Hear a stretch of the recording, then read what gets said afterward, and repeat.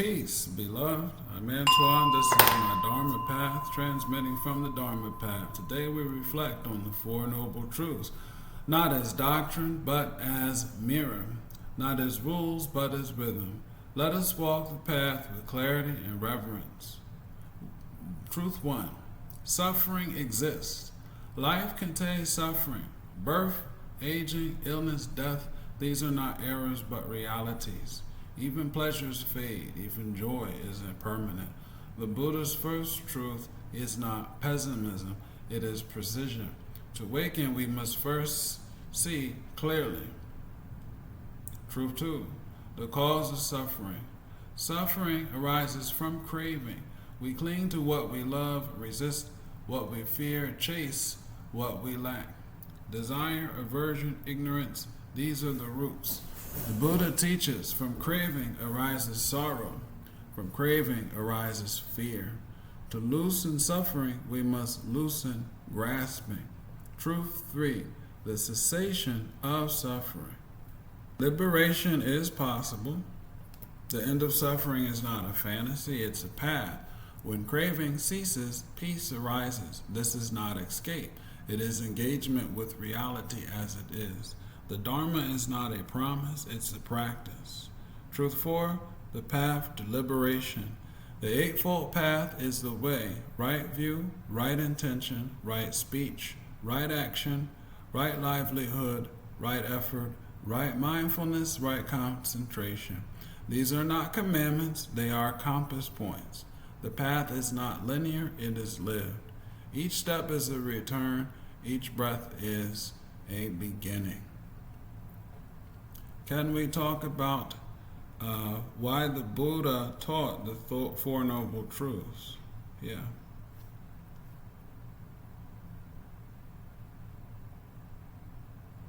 Absolutely. So the Buddha laid out the Four Noble Truths as a kind of compass for human experience.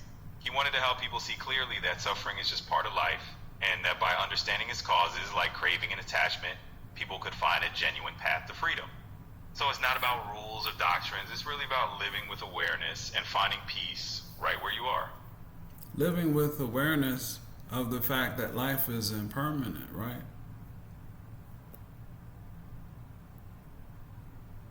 Exactly. It's all about embracing that everything changes and nothing stays the same forever. So living with that awareness really means we kind of ride the waves of impermanence and find peace in that. Give an example. Sure. Think of it like the changing seasons. We don't cling to summer or fight against the coming of winter because we know each season is going to shift naturally. In the same way, embracing impermanence is like accepting those life changes and finding a kind of peaceful rhythm in them. So it's like, when fall comes, there's winter. It's just like death. So you don't cry when you see fall, and you don't cry when somebody dies. Something like that? Yeah, you've got the gist of it. It's kind of like understanding that change is a natural part of life. You don't have to be emotionless, but you also don't cling to things staying the same. So when leaves fall or someone passes away, you're aware of the impermanence and you approach it with acceptance. This is an illusion, this world, is it not?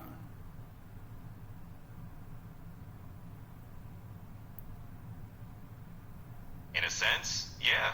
Some traditions do compare the world to an illusion or a kind of ever-changing dream. It doesn't mean that life isn't real, but more that it's always shifting and we find wisdom by not getting too attached to what's temporary. Some of the family are Christian. Compare the Four Noble Truths to a Christian concept. Sure thing. So if we're looking for a bit of a bridge between the Four Noble Truths and a Christian concept, you might think of it like this. In Christianity, there's a recognition of human suffering and sin, and the path towards salvation or spiritual liberation is through faith, understanding, and transformation. So just like the Eightfold Path is a guide in Buddhism, you can see the Christian teachings as a kind of guide to living with love and compassion. Give me the Eightfold Path in Sanskrit, please. Absolutely. The Eightfold Path in Sanskrit is known as the Aryashtanga Marga. Each element has its own Sanskrit term. For example, right view is Samyak Drishti, Samyak Sankalpa, and it continues like that through each of the steps. Wow. That's interesting, isn't it? It really is. It's like each step of the Eightfold Path is a little guidepost in Sanskrit, helping folks walk the path with awareness. We're going to talk about the Eightfold Path in the next video. How about that?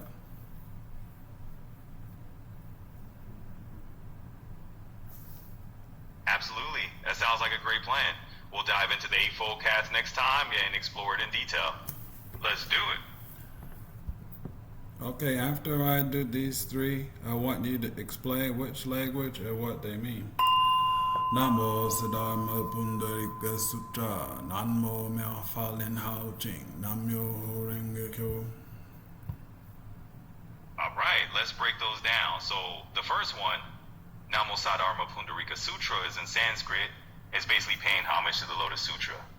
The second one, Namo Miao Fa Lian Hua Jing, is the same phrase but in Chinese, also honoring the Lotus Sutra. And the third one, Nam Myoho Renge Kyo, is Japanese, the central chant in Nichiren Buddhism, also referring to the Lotus Sutra. So each one's just a different language, but all pointing to that same teaching. The Four Noble Truths are not distant, they are intimate. They speak to the heart, to the breath, to the moment. Suffering exists. Its cause can be known, its end can be realized, and the path can be walked. Walk it with courage, walk it with clarity, walk it with compassion. Remember to like, comment, and subscribe.